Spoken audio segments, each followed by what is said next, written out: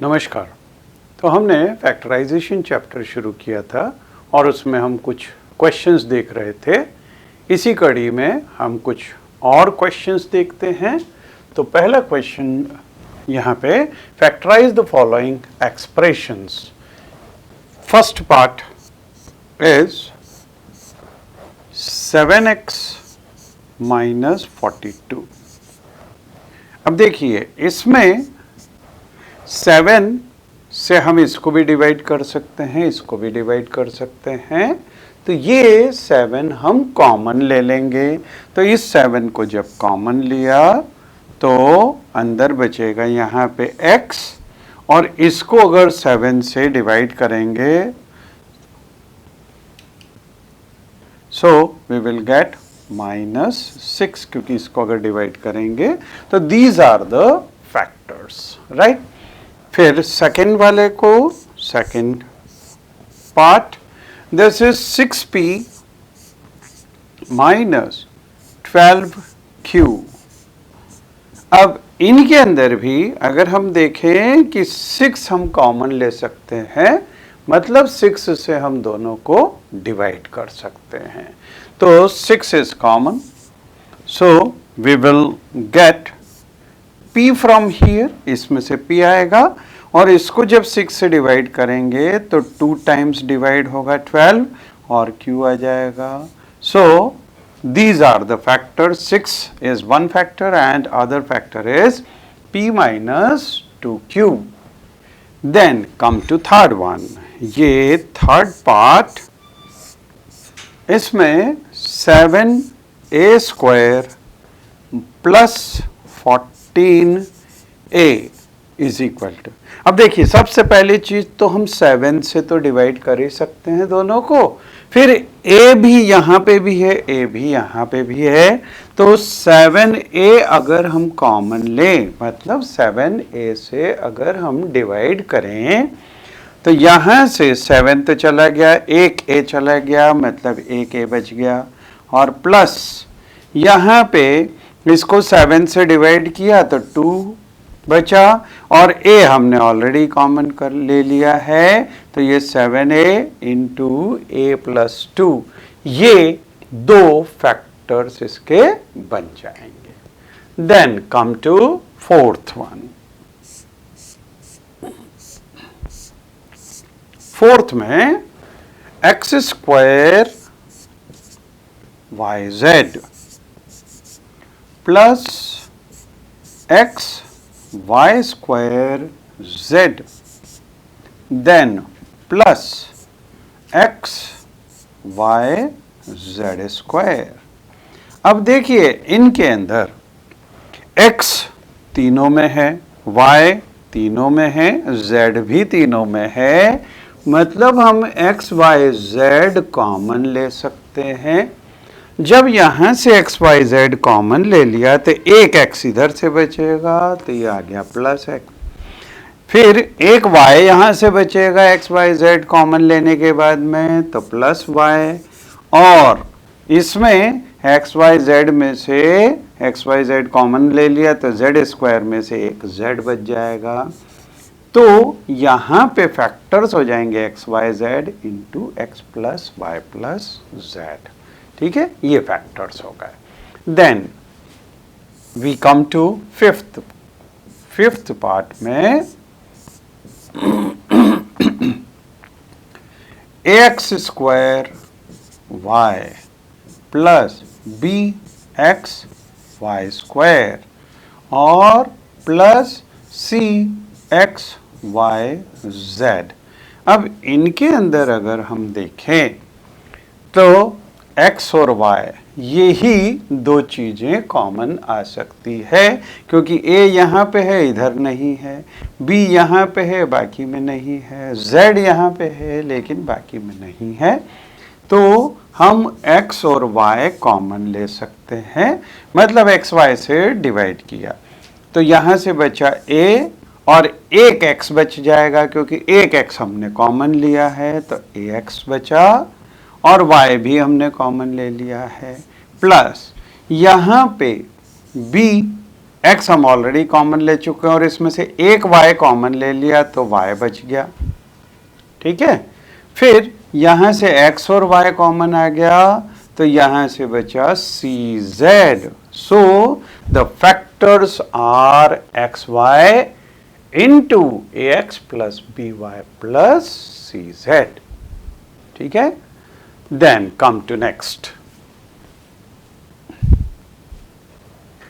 Now in this third question factorise, हमको इसको factorise करना है। First part x square plus x y plus 8x and plus 8y।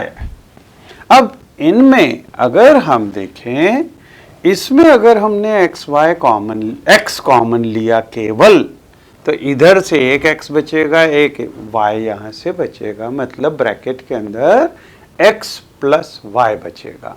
और इन दोनों में अगर 8 कॉमन ले लें तो इसमें भी ब्रैकेट के अंदर x प्लस वाई बचेगा।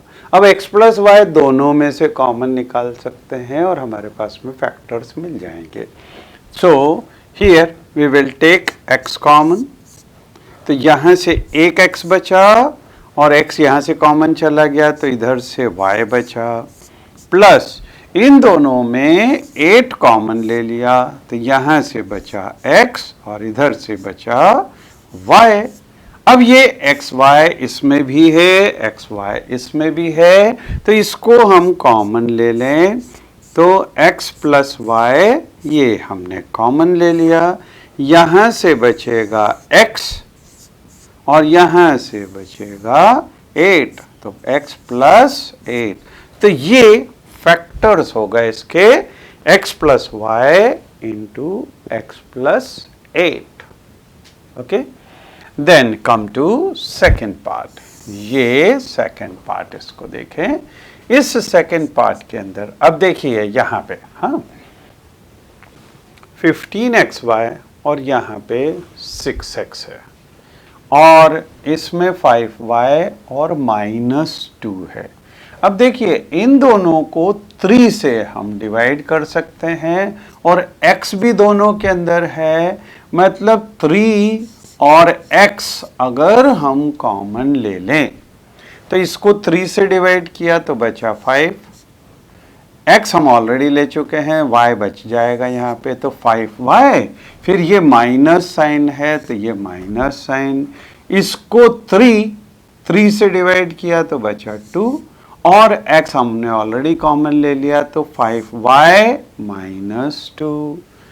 इनके अंदर 5y -2 ऑलरेडी है, लेकिन हम इसको 5y इंटू 1 लिख सकते हैं, इसको भी इंटू 1 लिख सकते हैं और फिर 1 कॉमन ले सकते हैं, तो अंदर बचेगा 5y -2 और 5y -2 दोनों जगह है, इसको हम कॉमन ले लें तो ये हो जाएगा 5y -2, यहाँ से बचा 3x और यहाँ से बचा +1। So these are the factors of the given expression. Okay, then come to next. Now see here factorization using identity. आपने कुछ फॉर्मूले ऑलरेडी किए हुए हैं, ये फॉर्मूले या आइडेंटिटी, पहली आइडेंटिटी है a plus b whole square is equal to a square plus 2ab plus b square। फिर दूसरी identity a minus b whole square is equal to a square minus 2ab plus b square, ये भी आपको मालूम है। तीसरी a plus b into a minus b is equal to a square minus b square। Then fourth is x plus a into x plus b, this is x square plus a plus b into x plus a b. तो देखिए अगर कोई भी expression यहाँ right hand side वाले form में अगर है, इस फॉर्म में है, तो इसको हम a plus b whole square के फॉर्म में लिख सकते हैं और a plus b whole square को a plus b into a plus b, मतलब फैक्टराइज्ड फॉर्म के अंदर हम इसको लिख सकते हैं। ठीक है, तो हम इसके ऊपर बेस्ड क्वेश्चंस देखेंगे। ये चारों आइडेंटिटीज आपको याद होनी चाहिए। तो चलिए देखें। सबसे पहले example, factorize, we have to factorize this. अब देखिए यहाँ पे जैसा कि हमने देखा a square plus 2ab plus b square था या a square minus 2ab plus b square था। यहाँ पे तीनों टर्म्स पॉजिटिव हैं, तो हम इस x square plus 8x plus 16 को सबसे पहले इसको और इसको देखें। तो फर्स्ट टर्म इसको x का स्क्वायर लिख सकते हैं, ये x का स्क्वायर है, और 16 जो है वो 4 का स्क्वायर है। मतलब हमारे पास में a की जगह x है और b की जगह हमारे पास में 4 है ना। ये b स्क्वायर है, मतलब ये x है, ये a है और ये हमारे पास में b है। तो बीच वाली टर्म क्या होती है, 2ab। तो 2 इंटू, ये देखिए 2 इंटू a की जगह हमारे पास में x और b की जगह 4 है, और ये 8x बन जाता है। मतलब इस 8x को अगर हम इस फॉर्म में कन्वर्ट कर लें, then this gets converted into the form a square plus 2ab plus b square, but this is a plus b whole square. So this is x plus y, x plus 4, its whole square. And if we want to write it in factorized form, तो इसको हम लिख सकते हैं x plus 4 into x plus 4, ऐसा लिख सकते हैं। ठीक है। Then in the next one, factorise. अब देखिए यहाँ पे जब हम देखेंगे ये बीच वाली टर्म नेगेटिव है, तो तुरंत हमारे माइंड में स्ट्राइक होना चाहिए कि ये a square minus 2ab plus b square वाले फॉर्म में है। तो यहाँ पे देखें, इस 4y स्क्वायर को हम, ये 4y स्क्वायर को 2y का स्क्वायर लिख सकते हैं, और लास्ट वाली टर्म देखें, इसको 9 को हम 3 का स्क्वायर लिख सकते हैं, और बीच वाली टर्म ये 2ab, ये 2, इसमें ये a है, ये b है, तो 2ab क्या होगा, 2 इंटू a की जगह हमारे पास में 2y, तो ये a की जगह 2y और b की जगह 3, तो 2ab means this is 2 into 3, this is 6, 6 into this means 12, तो ये 12y can be written like this।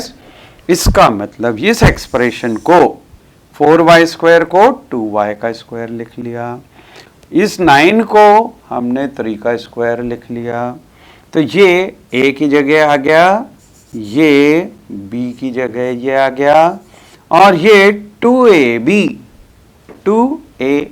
उस फॉर्म में है। Means a square minus 2ab plus b square, लेकिन a square minus 2ab plus b square का होता है a minus b का होल स्क्वायर होता है। तो ये a और माइनस b का होल स्क्वायर है। इसको अगर हम फैक्टराइज्ड फॉर्म में लिखना चाहें तो इसको 2y minus 3 into 2y minus 3 ऐसा लिख सकते हैं। ठीक है, चलिए आगे देखें।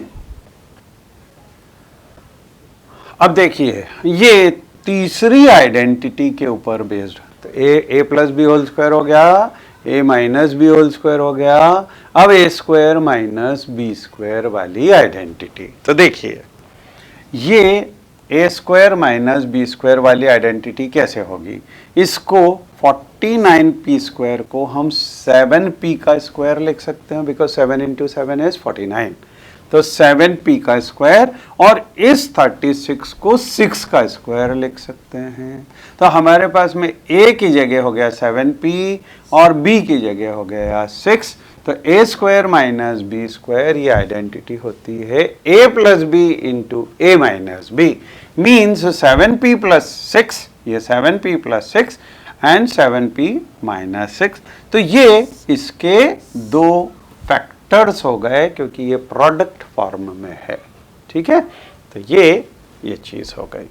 Then let us come to next one. Factorize a square minus 2ab plus b square and minus c square. अब देखिए यहाँ पे अगर हम इसको देखें तो ये तो ऑलरेडी होल स्क्वायर है, a minus b whole square का फॉर्मूला है। तो इसको ये देखिए यहाँ पे इसके अंदर हम अगर ये तीनों को साथ में लें तो ये a माइनस बी का होल स्क्वायर हो गया और माइनस ये c का स्क्वायर है। लेकिन अभी हमने देखा था कि ये a square minus b square के फॉर्म में अगर हो तो ये a plus b into a minus b लिखा जा सकता है। तो यहाँ पे a की जगह a माइनस बी और यहाँ पे c की जगह ये, तो इसको हम a माइनस बी और a प्लस बी इस फॉर्म के अंदर लिख दिया। तो this will become a minus b minus c and a minus b plus c. So these will be the factors of this two. Okay, तो ये factorised form में आ गया। चलिए आगे देखें। अब यहां पे फिर से दो टर्म्स है, लेकिन यहां स्क्वायर है। इसको m टू दी पावर 4 को m स्क्वायर का स्क्वायर लिख सकते हैं और ये भी स्क्वायर का स्क्वायर आएगा किसी नंबर का। अब किस नंबर का आएगा ये हम देख सकते हैं। देखिए, we know that m to the power 4 को m स्क्वायर का स्क्वायर लिख सकते हैं। तो a की जगह हमारे पास में m स्क्वायर हो गया और 256 इसको अगर हम फैक्टराइज करेंगे तो ये 16 इंटू 16 होता है 256। तो ये 16 का स्क्वायर है। Therefore we can write this as, इसको लिखेंगे m स्क्वायर का स्क्वायर और माइनस इसको 16 का स्क्वायर, मतलब ये a square minus b square वाले फॉर्म में आ गई। लेकिन a square minus b square का होता है a plus b into a minus b. तो ये हो गया a minus b into a plus b. लेकिन आप यहां पे फिर से देखोगे ये चीज, इसमें फिर से a square minus b square का फॉर्मूला लग सकता है। क्यों? क्योंकि इसको 16 को हम 4 का स्क्वायर लिख सकते हैं। तो m स्क्वायर माइनस 4 स्क्वायर, इसमें फिर से a square minus b square का फॉर्मूला लगा सकते हैं। तो ये देखिए m स्क्वायर माइनस 16, इसको m का स्क्वायर और माइनस 4 का स्क्वायर लिख सकते हैं। So this will be m minus 4 into m plus 4 और ये वाली वैल्यू हम यहाँ पे पुट कर दें तो ये बन जाएगा m minus 4 into m plus 4 और ये तीसरा फैक्टर m स्क्वायर प्लस 16। तो हमारे पास इस बार 3 फैक्टर्स आएंगे। इसके 3 फैक्टर्स मतलब 2 बनाने के बाद में इसमें से एक को वापस से फैक्टराइज कर सकते हैं। So we will get 3 factors in this case. तो अब हम देखेंगे factorisation of expressions of the type x square plus p x plus q. मतलब क्वाड्रेटिक एक्सप्रेशन दिए हुए हों और उनको 2 लीनियर फैक्टर्स के अंदर अगर हमको कन्वर्ट करना हो तो प्रोसीजर क्या होगी। इसको बोलते हैं, इस मेथड को by splitting the middle term भी बोलते हैं। इसमें हम क्या करेंगे, यहां पे ये Q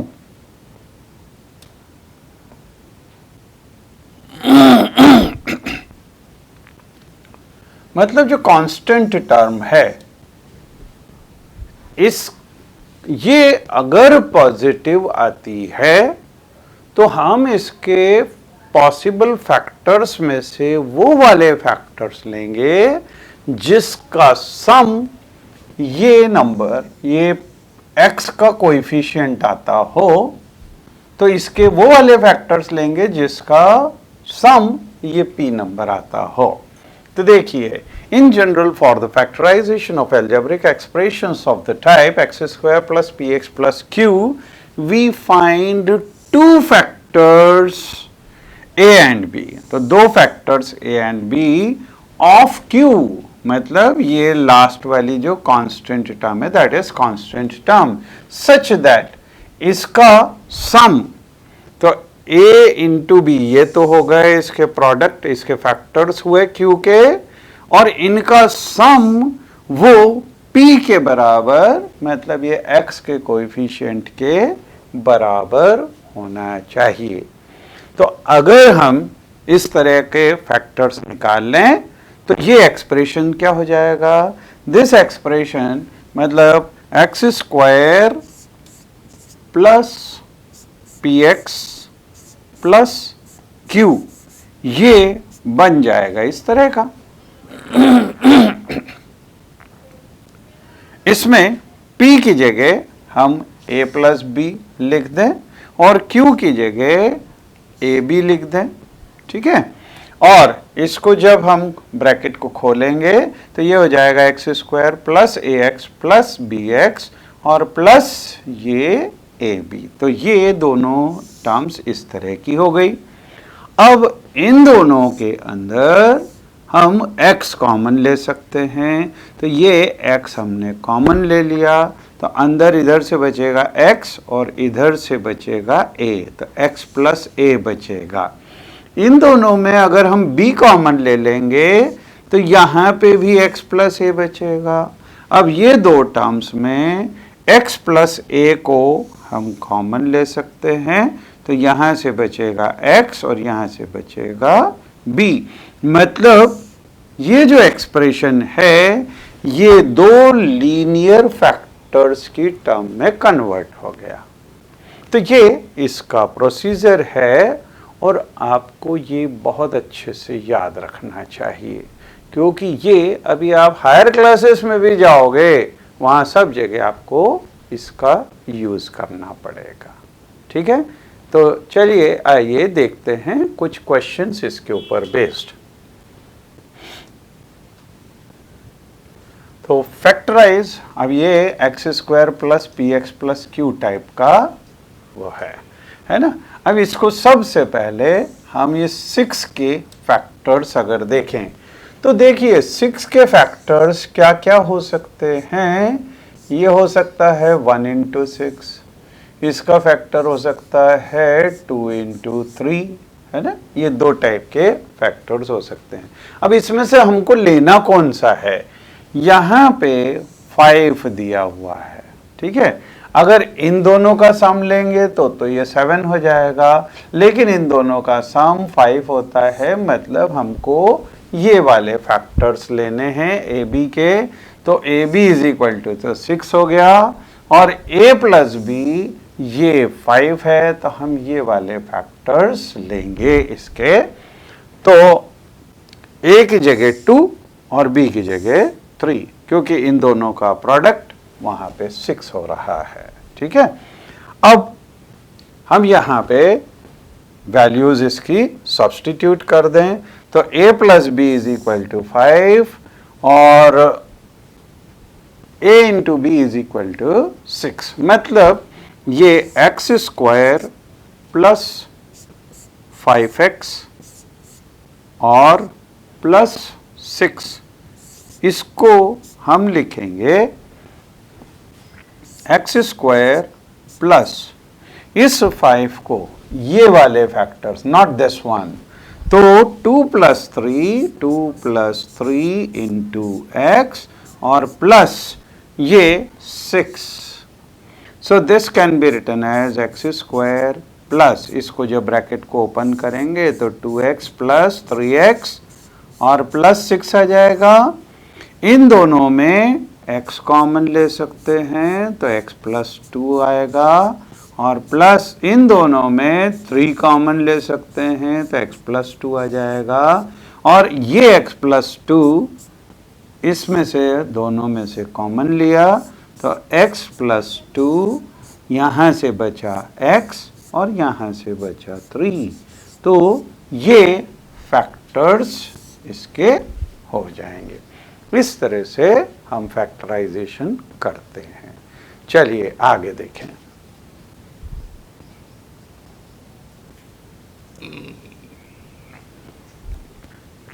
अब यहां पे फाइंड द फैक्टर्स ऑफ, अब ये वापस से ये +12 है, ये चीज ध्यान रखिए, ये अगर +12 है तो इसके फैक्टर्स ऐसे निकालने हैं जिसका सम वो y का कोएफिशिएंट आए।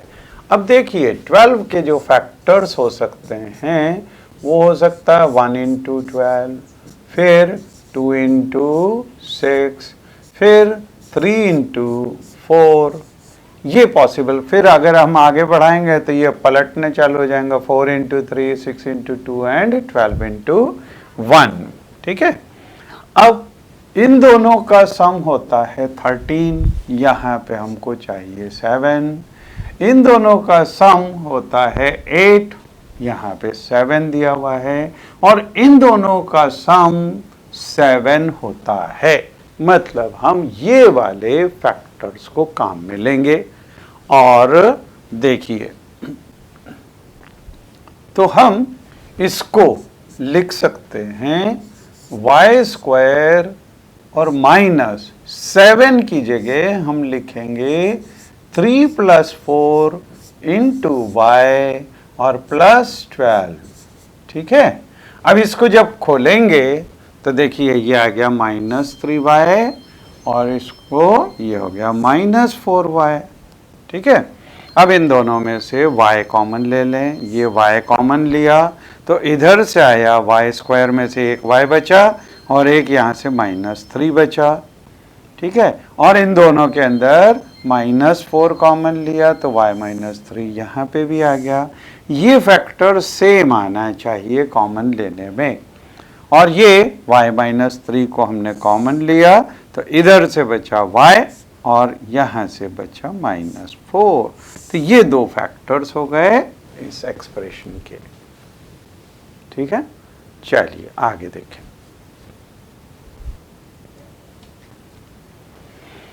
अगला, ऑब्टेन द फैक्टर्स ऑफ। अब यहाँ पे ध्यान देने वाली बात है कि -12 दिया हुआ है। अगर ये -12 दिया हुआ है, हम अब अगर ये नेगेटिव है तो हम ऐसे फैक्टर्स देखेंगे जिसका डिफरेंस ये वाला नंबर हो। अब डिफरेंस आना चाहिए, क्यों? क्योंकि अगर कोई सा भी नंबर नेगेटिव है तो इसके फैक्टर्स में एक अगर पॉजिटिव होगा तो दूसरा नेगेटिव होगा। अगर पहला वाला नेगेटिव है तो दूसरा वाला पॉजिटिव होगा। मतलब difference of the factors should be this middle term. अब सबसे पहले तो हम ये देखें कि इसके फैक्टर्स क्या क्या हो सकते हैं।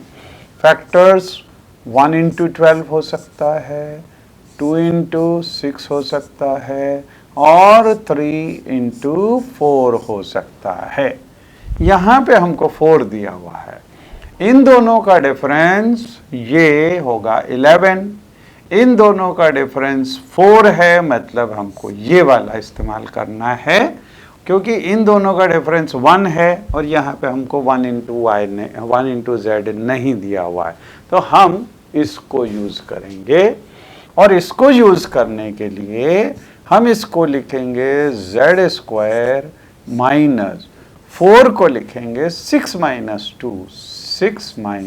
2 इंटू z और फिर -12।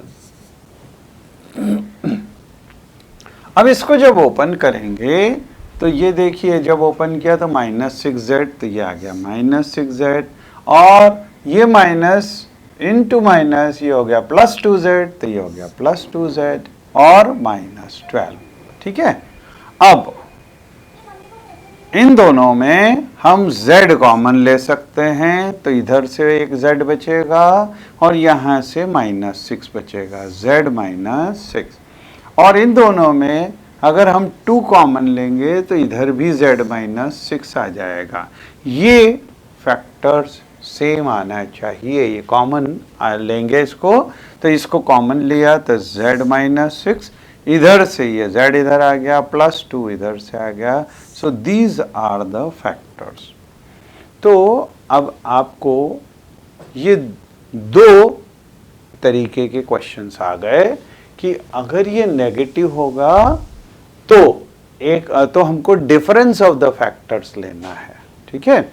और अगर ये पॉजिटिव नंबर हो लास्ट वाला तो sum of the factors should be the coefficient of this z. Okay, चलिए आगे देखें। अगला क्वेश्चन, ये अब हम एक एक करके स्टेप्स आगे बढ़ रहे हैं। हमने अभी तक जो क्वेश्चंस देखे थे उसमें x² का कोएफिशिएंट 1 दिया हुआ था, ठीक है।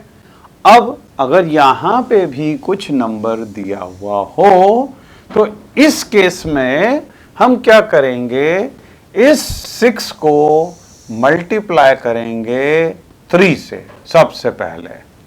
और अभी तक 1 दिया था तो 1 से मल्टीप्लाई कर रहे थे, लेकिन वो नंबर वापस वही आ जाता था। इसमें जब इसको मल्टीप्लाई करेंगे तो ये नंबर आ जाएगा 18। अब 18 के हम टोटल फैक्टर्स निकालेंगे। अच्छा, एक चीज और यहां पे हम एक चीज ऑब्जर्व करेंगे कि 3 तो सबके अंदर कॉमन है। ये वाला जो प्रोसीजर हमने देखा, अगर सब जगह से कॉमन ना हो तब हम इसको इससे मल्टीप्लाई करेंगे, लेकिन इसमें चूंकि 3 सब में से कॉमन है तो उसको सबसे पहले कॉमन फैक्टर निकाल लें। तो ये देखिए, इन तीनों में से ये 3 कॉमन है तो ये कॉमन निकाल लिया। कॉमन निकालना मतलब उससे डिवाइड करना। जब इसको डिवाइड करेंगे तो यहाँ से बचा m², इसको 3 से डिवाइड करेंगे तो 3m बचा, और 6 को डिवाइड करेंगे तो 2 बचा। अब इसको फैक्टराइज करने में यहाँ पे m² का कोएफिशिएंट तो 1 है, तो ये क्वेश्चन पिछले क्वेश्चन जैसा हो गया। तो यहाँ पे इस 2 के फैक्टर्स 1 × 2 बना दें। 1 × 2 बना के और इसको देखिए, ये 3 तो एज इट इज है, इस 3 को हम लिखेंगे m² प्लस, इसको 3 को लिख सकते हैं 1 + 2 × m और फिर +2। अब देखिए, इसको जब ओपन करेंगे तो ये 1 × m और 2m, तो ये देखिए ये m और 2m आ गया। इन दोनों में से m कॉमन ले सकते हैं, तो m यहाँ पे कॉमन ले लिया, तो इधर से बचा m और इधर से बचा 1।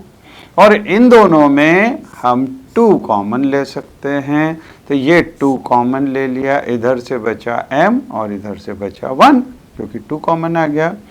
अब m + 1 ये कॉमन है, तो ये m + 1 कॉमन लिया, इधर से बचा m और इधर से बचा 2, तो ये m + 1 और m + 2 ये इसके फैक्टर्स होंगे, लेकिन इसके आगे ये 3 और है, क्योंकि 3 हमने कॉमन लिया था, तो टोटल फैक्टर्स हो जाएंगे। एक तो ये 3 कॉमन लिया था और बाकी m + 1 और m + 2।